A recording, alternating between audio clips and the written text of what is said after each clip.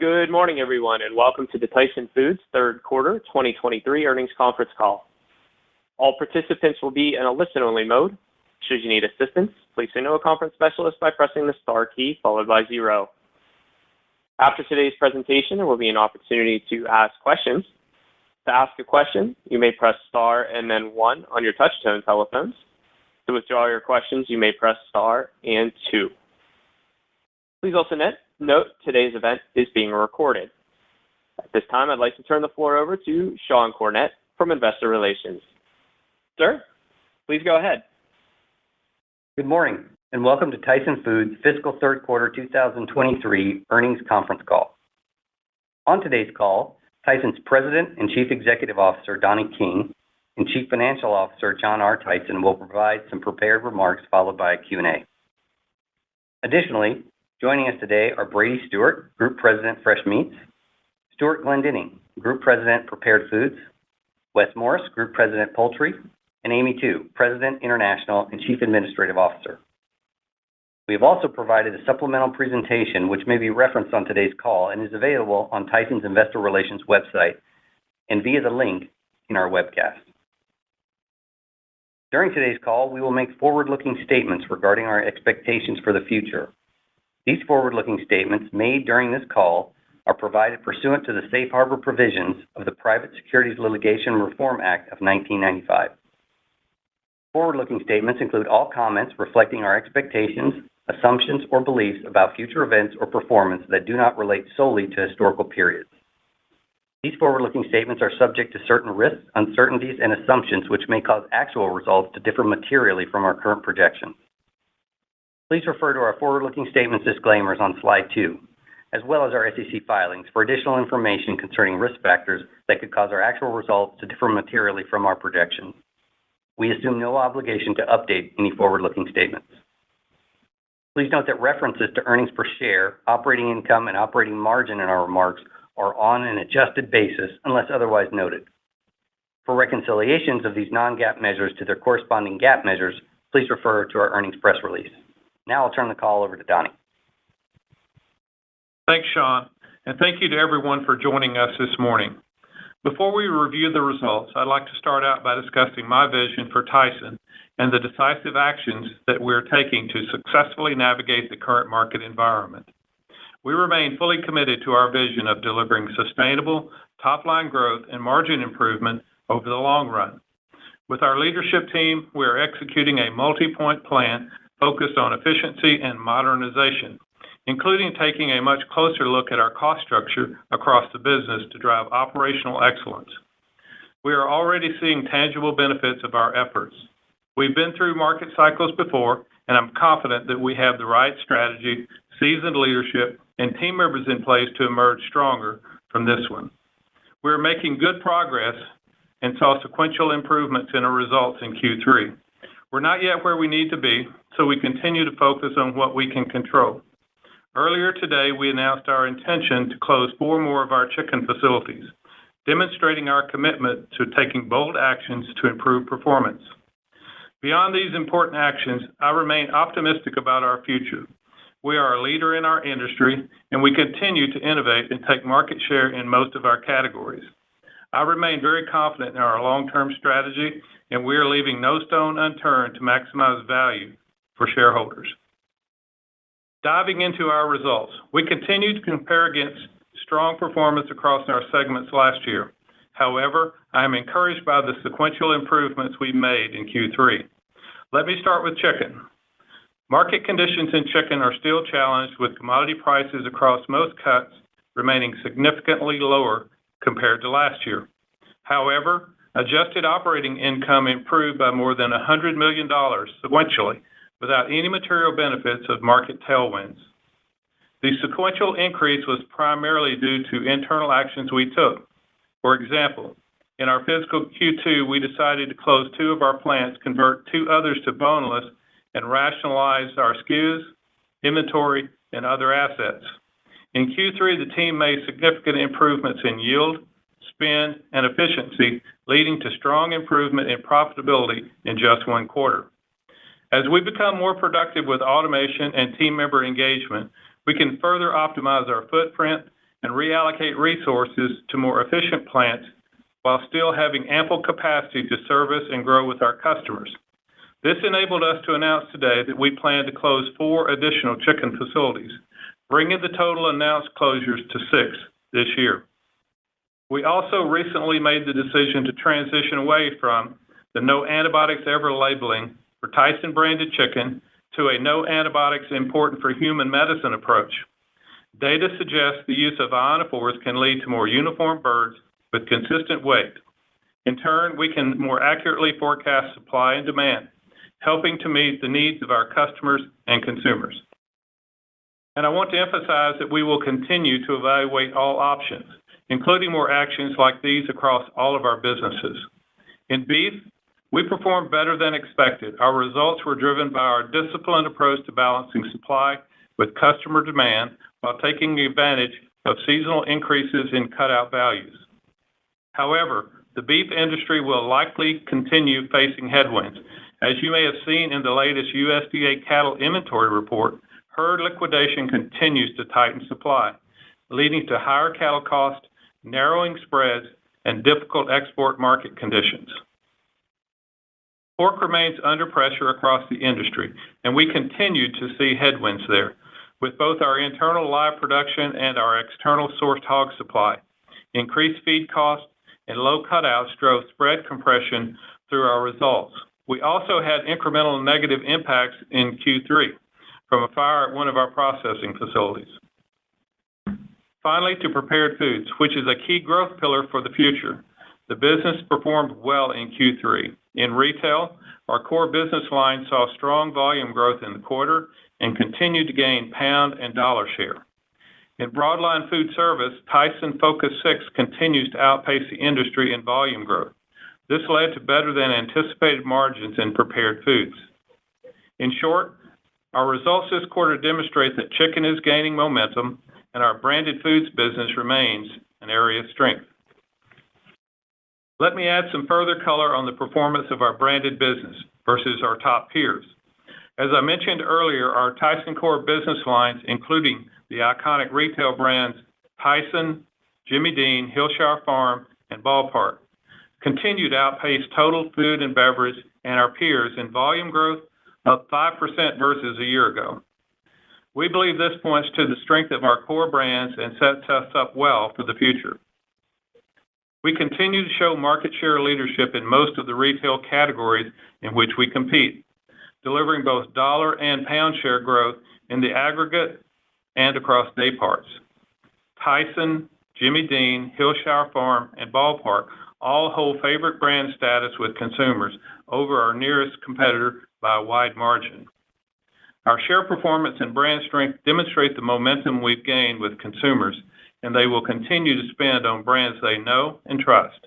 Likewise, we will continue to invest in merchandising and advertising to support our brands.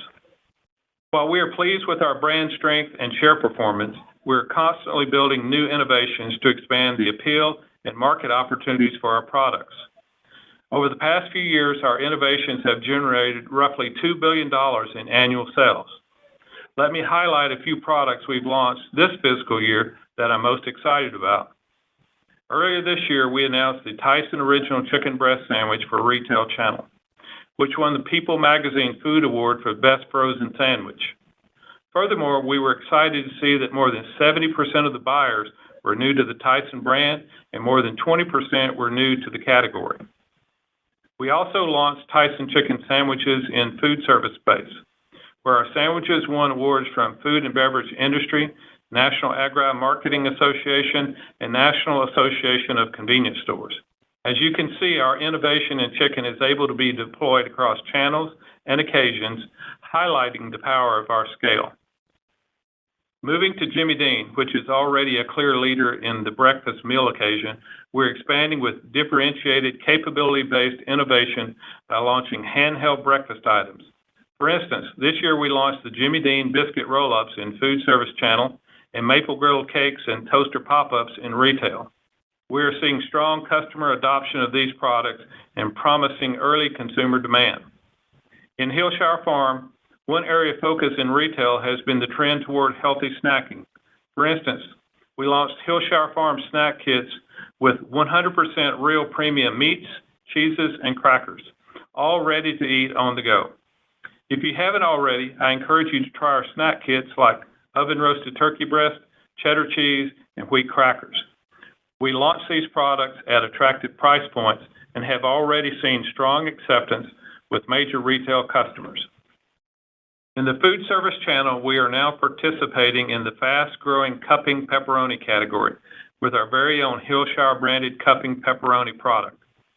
We are always on the lookout for how to keep our brands on trend across channels. Now, I'll turn things over to John to review our financial results for the quarter in more detail. Thank you, Donnie. Let me start with a quick summary of our total company results and then review our individual segments. Our sales were down 2.6% year over year, driven by pork and chicken, where we saw a reduction in price per pound. More than 90% of the decline in adjusted operating profit was driven by lower profitability in our beef and chicken segments. Higher input cost per pound was primarily due to the increase in cattle costs along with unfavorable derivative impacts and higher labor costs. But these were partially offset by lower hog costs, reduced outside of purchase of meat in our chicken segment, and lower raw material costs in prepared foods. While profit was down substantially versus last year, it's important to note that it improved meaningfully versus last quarter, and adjusted EPS increased 19 cents on a sequential basis.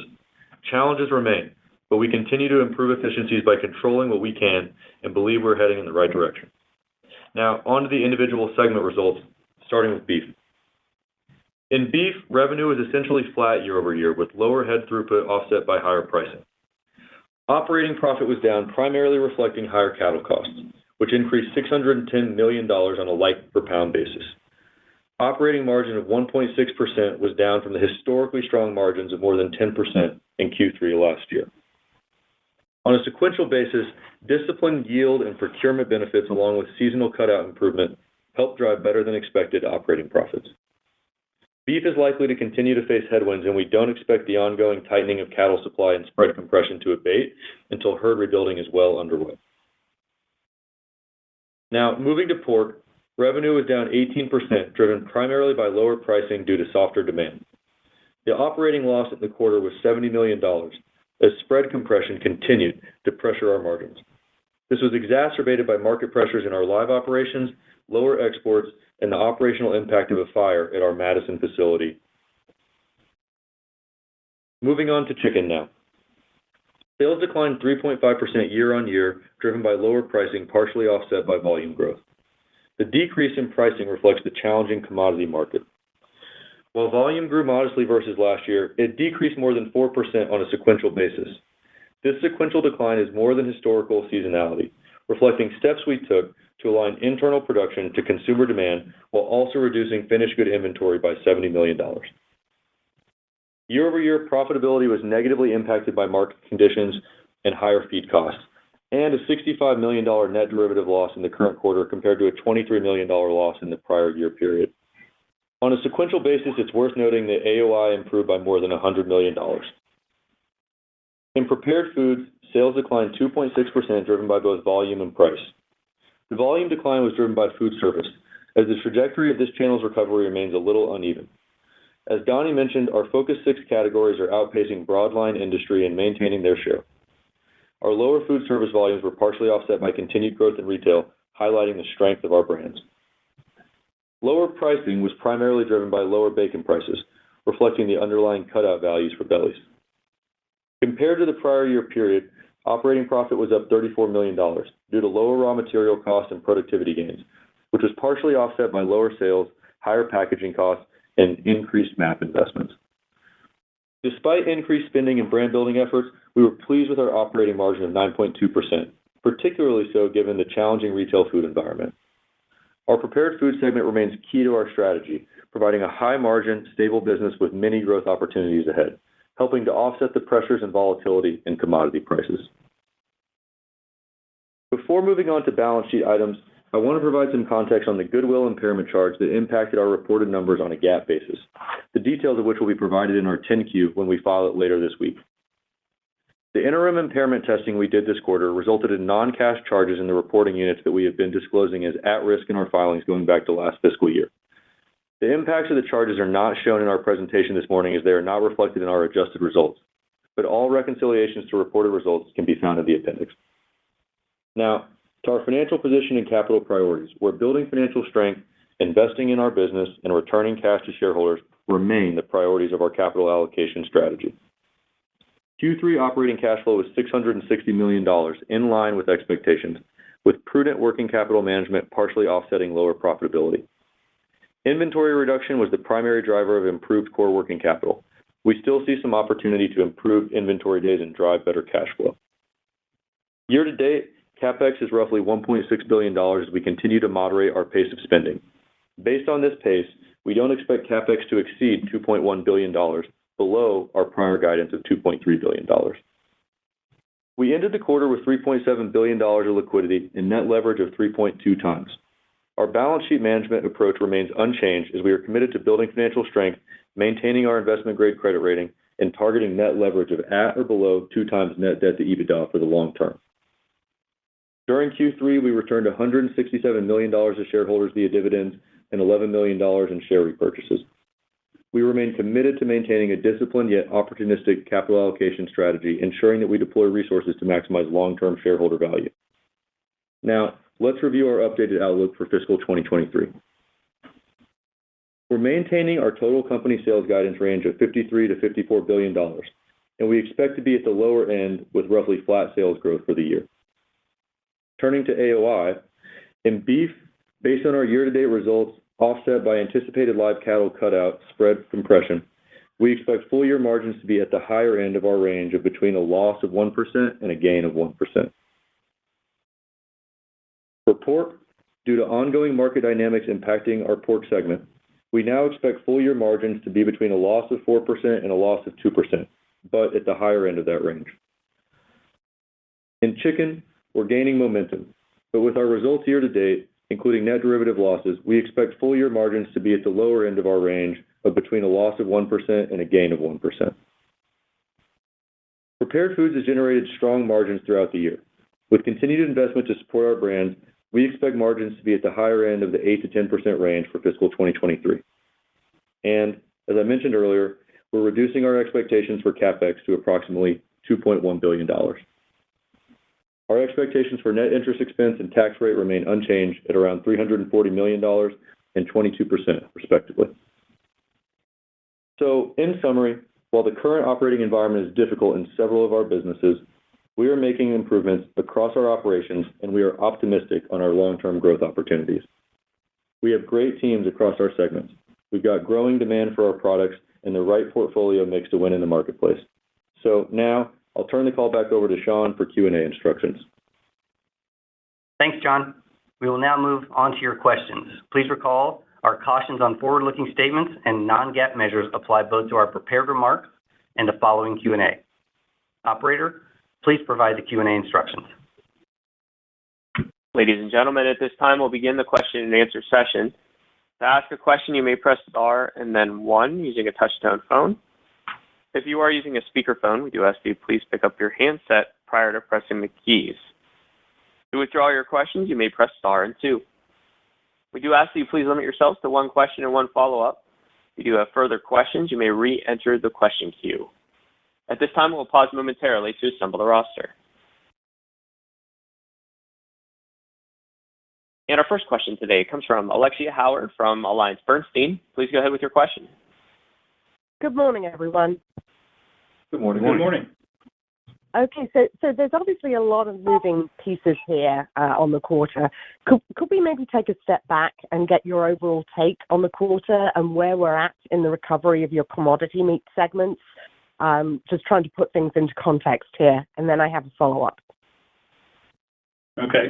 Well, good morning, Alexia. This is Donnie King. Let me start out with thanking you for the question.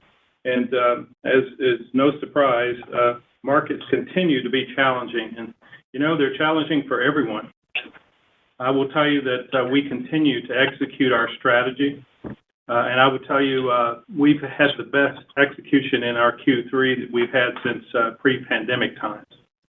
In Q3, we saw a sequential improvement across all businesses, led by chicken, as well as led by chicken as we focused on our cost structure. We have aligned our supply to our demand as we pursue profitable growth. We are controlling the controllables across all businesses. I would tell you that we're not surprised by beef and pork results. We expected it. We are happy to report that we're winning with customers and consumers and gaining volume and dollar share. We are taking decisive actions, as we talked about this morning, right-sizing and modernizing our footprint. We continue to invest in automation and digitalization. We continue to invest in our team members and their work experience. We are pursuing growth in value-added and branded categories. In chicken, behind the #1 brand in chicken, Tyson. In prepared foods, behind Jimmy Dean, Hillshire Farm, and Ballpark. We are #1 in 8 of 9 categories we compete in at retail. We hold #1 or #2 positions in most food service categories. And as I said this morning, we will continue to evaluate everything we do. Tyson's been around since 1935, and I've been around since the early 80s, and we've seen many cycles before. We always come out better, stronger, and faster, and we will this time as well. That said, we have more to do, and we're excited about our future. Our leadership team and all 140,000 team members are aligned to maximizing shareholder value. That's a little bit of color. Let me flip it over to Brady, and he can speak to a little bit around the pork and beef business. Sure. Well, thanks, Donnie. First of all, on the pork, in our pork business, I think it's important to break the pork business into 2 different segments. First, as John and Donnie indicated in the opening remarks, we face some challenges relative to the economics in the pork business, specific with live operations. It's well documented that the pork industry is in the midst of a liquidation cycle right now. We believe that the markets will, in fact, take care of themselves, but over half of our losses in the quarter were attributable to live ops and price discovery relative to live ops with some of our suppliers. Fresh pork, on the other hand, the other half of that segment, was impacted by the fire we had in Madison. And outside of that, we saw strong improvement in terms of operational execution in our pork business. We're excited about the team that we've assembled here in Springdale and believe we have a bright future in front of us as we continue to execute on those operations. On the beef side, we'll continue to focus on what we can control relative to moving through this beef cycle. We're going to continue to align our supply with demand and drive value added, including case ready, to make sure that we continue to be closer to our customer and try to decommoditize that business. Thanks for the question. Great. And then if I go back a year, I mean, this time last year, you were looking for strong and speedy recovery in the chicken margins based on improved hatch rates and capacity utilization.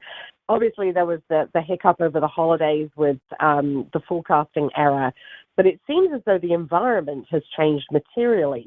What has changed in the environment, and how quickly do you think we can get back on track on the chicken side of the business? Thank you, and I'll pass it on. Thank you, Alexia. We are encouraged by the sequential improvement in 3Q, and especially in June. We have much work left to do, but we're on the right path. And I think that's important to call out. We're controlling the controllables better than before, and I mentioned earlier that the best I've seen in terms of execution since pre-pandemic. But let me flip that over to Wes and let him add a little bit more color on chicken. Yeah, sure. I too am encouraged by the sequential improvement. The team is focused on what they do day in and day out. We've seen a big step change in improving yields, labor efficiency, line efficiency, and spend.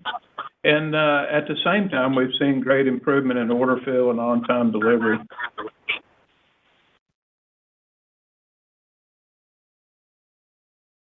Thank you, and I'll pass it on. Ladies and gentlemen, our next question comes from Ben Bienvenu from Stephens. Please go ahead with your question. Hey, good morning. Thanks for taking my questions. Good morning, Ben. So I want to start on the chicken business. Donnie, you noted the sequential improvement in the business. You also called out the actions you took to close 4 facilities. I recognize not all of those are live kill harvest facilities, but I do think there's some sizable facilities in that footprint. So could you talk a little bit about what the net impact to production might look like as you layer some of that production into the rest of your facilities and then think about what the go forward looks like? Sure, Ben. I'll add a few comments and I'll flip it to Wes to add a little more color. You know, in terms of the plant closings, closing plants is never easy for anyone involved. In fact, it can be gut-wrenching. But I would tell you with a great deal of gratitude and thanks to our team members, our family farmers, and the communities impacted, we made those decisions. And earlier today, we announced the closure of the 4 plants, bringing the total to 6 this year. The facilities that we're closing, just to give a little color about them, they're typically smaller in scale and in need of major capital to make them viable. And so that's an important detail, and I'll flip it over to Wes to give you a little color on the capacity. Yeah, Ben, I would answer it simply this way. You know, we're moving our existing sales to more efficient assets, and so no material change in volume in any way, shape, or form, and excess of 90% once implemented. Hey, Ben, this is John. If I can just add in a little bit, because I think you're trying to ask what's the impact on these moves. So you heard Donnie talk about, adjusting the needed for capital investment in some of the older facilities. We see that as a benefit with these moves. I think number 2, we're talking about taking out around 10% of harvest capacity, which puts our asset utilization, when all things are said and done, up closer to that 90% out of the low 80s. And not just talking about the asset closures, but when you think about the asset closures, the NAE to NAIHM move, and some other operational changes that we're making, we've talked a lot about in the last year around mix, et cetera, we would expect somewhere around a $200 million run rate uplift from those moves. And so exactly when all that comes to fruition in the end of 23 and 24, we can't, peg it all to one date, but that's kind of order of magnitude what we're talking about here. Okay, that's very helpful. Thanks. Maybe thinking about the pork business, you noted the facility fire impact in the quarter.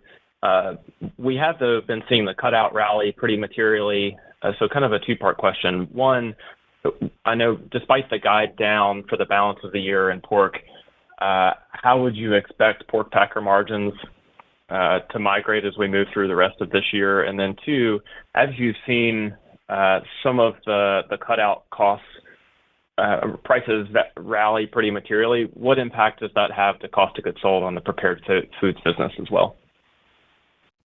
So, Ben, if I could make a couple of comments, and I'll let Brady add color too. Q3 was challenging, and we expected it to be. But as Brady mentioned earlier, we are absolutely laser focused on those things in which we can control. I'll let Brady, if you would, speak to from the hog side as well as from a pork perspective.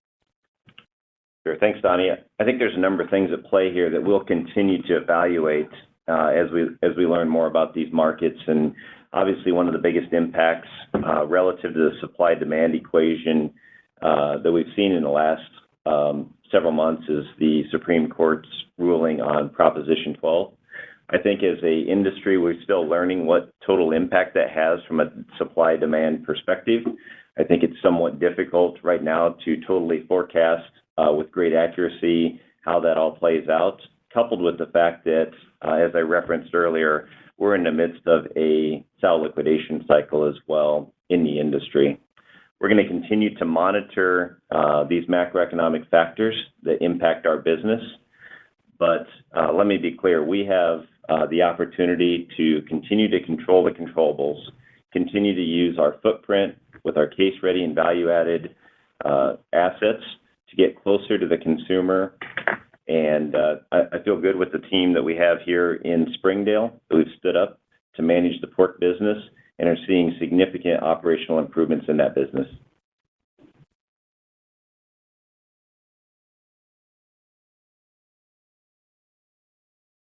And ladies and gentlemen, our next question comes from Peter Galbo from Bank of America. Please go ahead with your question. Hey guys, good morning. Thanks for taking the questions. Morning, Peter. Donnie, maybe we could actually start on beef. I think you said it came in better than you expected in the quarter, but again, your outlook here in 4Q maybe a bit weaker. And I just wanted to give you a chance to talk about, kind of how you see that business playing out over the next 18 months.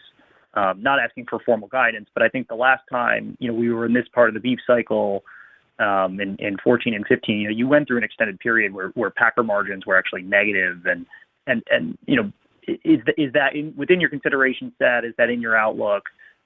Just would be helpful to hear from you. So, Peter, let me start off with, and we did, in fact, have a better quarter than expected. We were not surprised necessarily by beef results.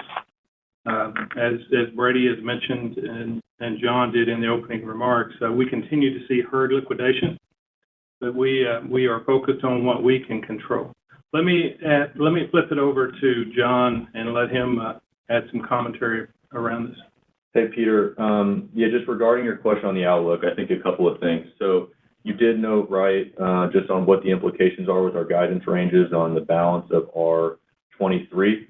And, we base that on dynamic market conditions. We're obviously, being as intentional and aggressive as possible in trying to balance that supply and demand to manage the spread. But knowing what we know today, that's where things sit. As we think about 24, we expect to give you guidance in November, as has been customary for us in the past kind of annual cycles. But as it relates to making any projections or estimations about what the future looks like, as we move into the fall, we'll start to see some data around where pasture conditions were, what are the herd numbers looking like, what is the cow harvest, and I think from there, at that point in time, we might be able to make better projections about what 24 and 25 look like. And so I think that's probably as much as we can tell you on that today. No, that's helpful, John. Thank you for that. Just because kind of as we think about watch outs, and then maybe just back on chicken, guys. Just two questions or a two-part question. First, is with the 4 facilities you have today, are there any further anticipated impairments that you may have to take, or kind of was that all contemplated today? And then secondly, maybe more broadly, Donnie, this mark-to-market hedging program in chicken seems to kind of be an unexpected headwind, a lot of quarters. Just curious, as you're reevaluating all parts of the business, I mean, is there a thought process on just unwinding the hedging program and kind of going to a more hand-to-mouth approach? Thanks very much. Sure, thanks. Let me, in terms of the plant closures, as I said earlier, we're continuing to evaluate everything as we automate and modernize these assets. And so we'll continue to look. I will tell you from a execution standpoint, again, performance was much better in Q3 and a lot of momentum moving into Q4 in our chicken business. We're still growing with customers, and we still have capacity to be able to do that going forward. So, but in terms of mark to market, I see it as well. We've talked about it a great deal and what the other options are for that in the business. Let me send it over to John and let him add a little color about that. Yeah, I think there were 2 questions in there. One around the impairments and one around the mark-to-market program. I think on the hedging program, look, we manage that, try to manage for margin for ourselves and as part of our relationship with our customers. We're always evaluating how we can do things different and better, and recognize that it can create a little bit of noise in the numbers, but at this point in time, don't have any plans to change our approach on how we do that. So that's number one. And then on the impairment, I think it's just worth pointing out, there was a goodwill impairment in our chicken business in our Q3, but as it relates to these asset closures, The details of those charges would come through in our Q4, and we'll give a little more clarity on that as it relates to the asset impairments and the one-time cash costs, which all continue to get worked through as we just work through the details of the closure. Great. Thanks very much, John. Sure. Our next question comes from Adam Samuelson from Goldman Sachs. Please go ahead with your question. Yes, thank you. Good morning, everyone. Morning, Adam. Morning. So maybe just continuing in chicken, and John, you gave some helpful color and quantifying kind of the benefits from some of the plant closures and production shift on the business, and you quoted a $200 million kind of profit run rate. That would equate to, give or take, 110, 120 basis points of margin at your current revenue levels. So as we think about where you're exiting fiscal 23 with the business in a loss position, the cumulative effect of those actions would get you to functionally marginal levels of profitability. So help us think about beyond that. So these are things you can control and they get you slightly profitable. Is it really a market-dependent question on chicken demand has to improve, commodity chicken pricing has to improve, and is what would actually get you to those historical 5% plus margins that the company had been previously still aiming for longer term? Yeah, Adam, I think I would point out to a couple things there. So first off, we're talking about the sequential improvements in operational execution, and more or less, you haven't seen market conditions materially change quarter to quarter. So I guess we just do emphasize that as a proof point that we're talking about execution, but holding the external data mostly static. We're starting to see that come through. And you did pick up correctly on the 200 as kind of a run rate number. And again, when we talk about making the same amount of food in a smaller footprint, we do have we have confidence in just what that cost elimination means from an overall profitability. We obviously are subject to where commodity markets move on both the input and the market side. So, recovery there helps us as it does everyone in the industry. So we kind of focus on what's in our control. And I think beyond, what I've just said, it's probably too early to issue any numbers for 24. We'll give a look at that when we get to the November call. So hopefully that's somewhat more helpful than what you were looking for. No, it is. And I guess, though, if I think philosophically, historically, the company would always talk about profitability in chicken and less volatility than the industry as a whole, and not seeing the lows that others in the industry see, not seeing the same highs. And I guess I'm not saying that others in the industry haven't seen real lows in the last 6 to 12 months. It's been a real challenge for the whole industry. I guess the historical model would have made us think that Tyson's chicken business would be more resilient. So how does the experience of the last year kind of inform how you would think about the Tyson's relative performance versus the industry and the margin potential of the business as currently constructed? I'll let Donnie comment on that one. As I said earlier, Adam, we believe in chicken. We're on the right path. I would tell you it's the right path. We've been on that path for about 2 years now, and we've had a number of fits and starts from the breeder side to the demand picture. We're on our way to healing from a genetics perspective on the live side. In terms of our operations, they're performing better than they have.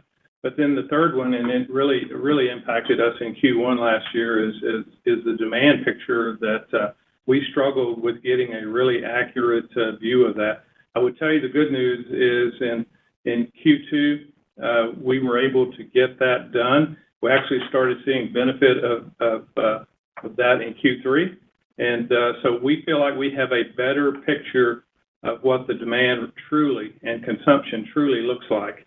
And that informs us, again, in terms of supply. And so we feel more balanced today than we have over the past 2 quarters. And the executional elements that we've talked about, we're obviously doing those a lot better than before. And then if you look at the bridge that you're trying to create, it bases your question. Yes, there are some asset impairments. Yes, there are some plant closures.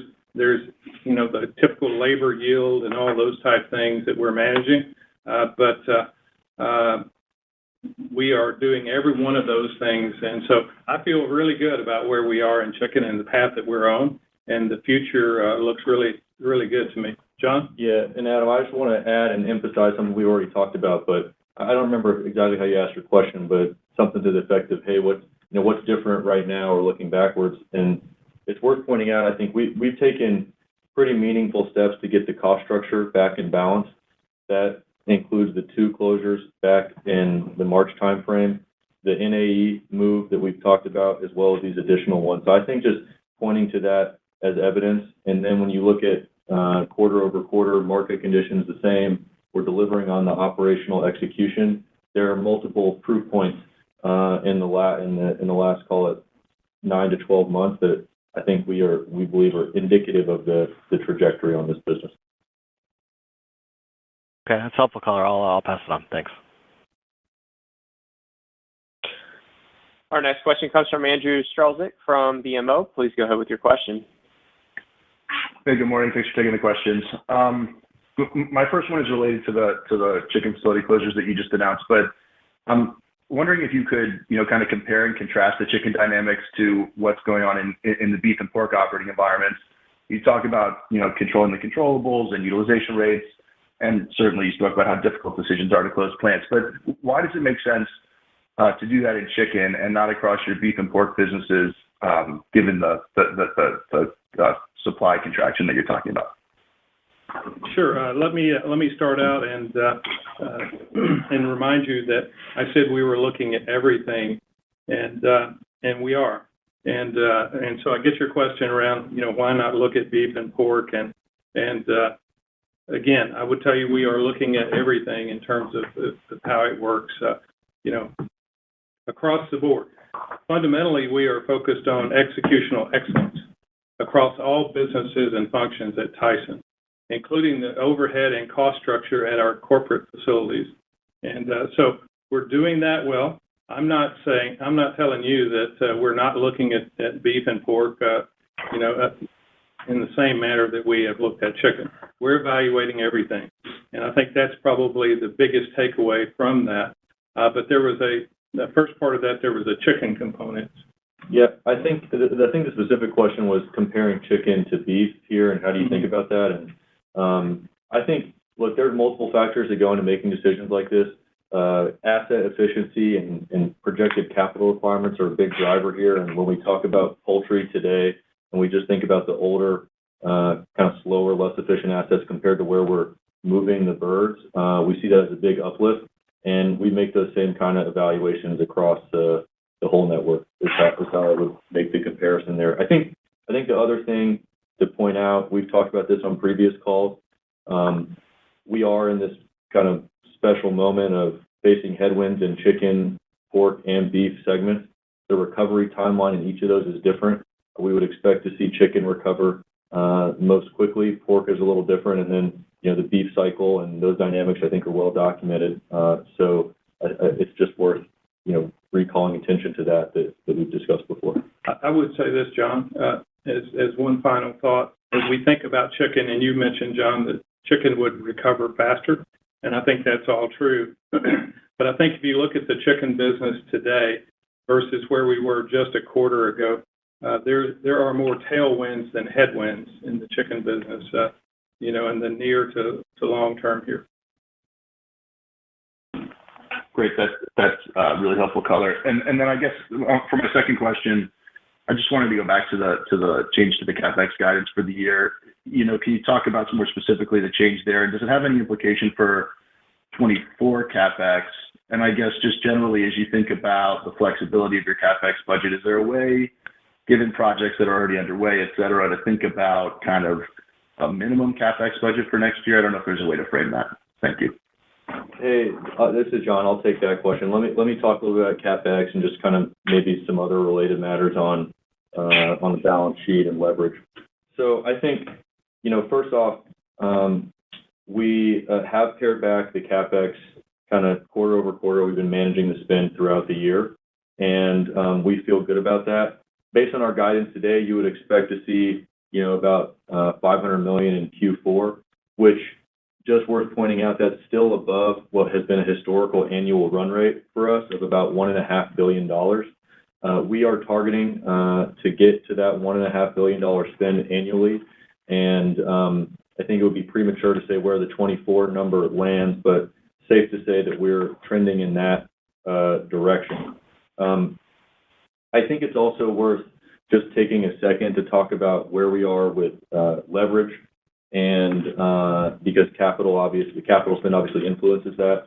I think the headline for us is we're sitting on a sound balance sheet, and that's really a product of the capital allocation choices we've made through the last few years, where we're really focused on kind of preserving a good financial position, targeting at or around that 2x leverage number for the long term. So, leverage has increased with where profitability has been on an LTM basis, but I think overall we feel good about where we are from being able to manage a capital spend standpoint, and everything else that we've got going on. We've made a couple moves, just try to be tighter on working capital. We've pulled that down about $100 million in inventory this quarter, just despite what's going on in the market. So I think overall, capital spend, working capital efficiency, all in line with that long-term leverage number have been, we're comfortable with where we sit today. Great. Thank you very much. I'll pass it on. Our next question comes from Benjamin Theurer from Barclays. Please go ahead with your question. Hi, good morning. Thanks for taking my question. My question is regarding pork margins after this revision, and you already commented on market conditions, but can you provide more light on company-specific initiatives, maybe some plant closures as in chicken, maybe that could be an option, anything else that you can provide towards improving operations there? Thanks. Hey, Ben, it's kind of hard to understand you. You're a little muffled. Do you mind repeating that question? Sorry, because there was a lot in there. Sure. On pork margin, you already revised this, and you mentioned the market conditions pressuring results, but can you provide more light on company-specific initiatives, maybe some plant closures? Could that be an option, same as in chicken? Anything else on pork profitability to improve there? Thanks. Yeah, thanks, Benjamin. This is Brady Stewart. Appreciate the question. As Donnie just indicated, we're evaluating our business in totality. And first and foremost, really, I think we need to unpack those pork results back into the live and the actual fresh pork segments that roll up to the specific BU. I'm going to speak specifically to our plants and operations from the fresh pork perspective. Very comfortable with our strategy moving forward. Obviously, from a impact perspective, we're focused on everything from our expenses and expense structure that we have within our assets. The efficiency of our assets, we have plans in place to make sure that we focus on better efficiency within those assets, and then obviously traditional price, yield, and mix matrices that really provide us the opportunity to maximize the margins and our opportunity to go to market. So that's the approach we take. We feel very comfortable with the team we have in place. We'll feel very comfortable with the strategy that we have in place. I feel very comfortable from an operational execution perspective that we're making strides and improvements in that particular segment.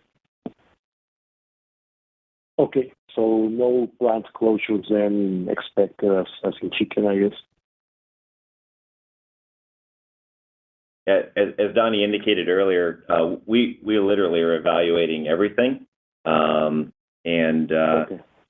That's both asset utilization along with how we frame our strategy and our business moving forward, and we're comfortable with our approach as we move forward.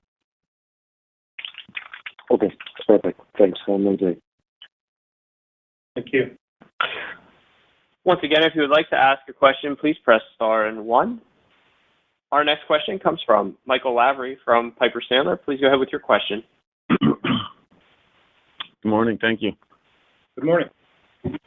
I just wanted to come back to chicken and how you think about, I guess, capacity. It's impressive to be able to cut some facilities and maintain the volume output is obviously from an efficiency standpoint, but I guess it's just given the industry supply and where pricing is so pressured, is there any rationalization or, kind of reduction beyond that would make sense just given the market dynamics? Sure. I think there's a couple of things to say on that. I mean, we've been pretty consistent going back to last year talking about capacity utilization as a driver for profitability in this business. And we were in the low 80s in 22. And so with the balance of growing our business and rationalizing some of the footprint, we feel as though we've now optimized the network and continue to push toward those utilization levels that, would be in line with, the historical drivers for profitability for us. So I think that's the first thing. And then you asked about just, where demand is or what the customer is doing or the industry dynamics. We don't mean to make any projections about what's going on in the industry and focus on what we can control. And I think that with these moves, we're going to get closer to our customers, which is a benefit with how we're moving things around. And I think we feel good about the choices on that front. I don't know if you got anything to add, Wes or Donnie. Yeah, Michael, I think just as a reminder, we talk about it often that we're a demand backwards slaughter production organization. And so when you look at our customer forward demand curve plus some new business we've picked up, we're literally gaining momentum on both sides, right-sizing capacity and growing at the same time. Yeah, and maybe I could add one additional thing to that.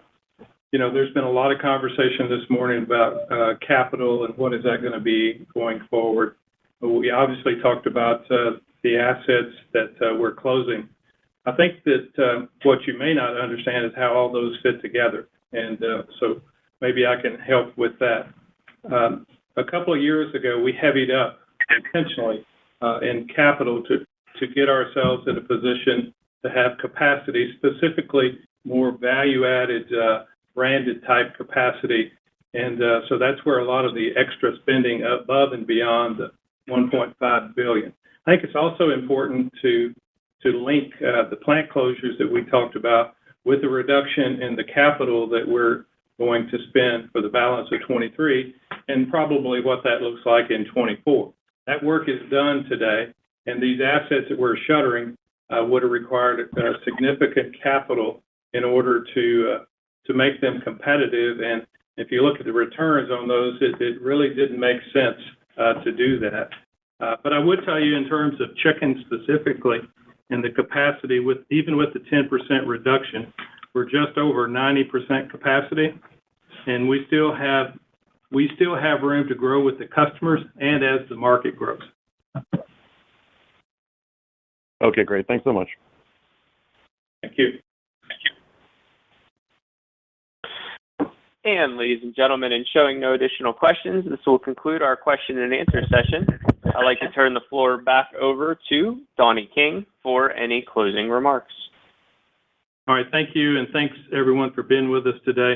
As you've heard today, we're executing in the face of macro headwinds, and we're seeing early success demonstrated by the sequential improvement in Q3.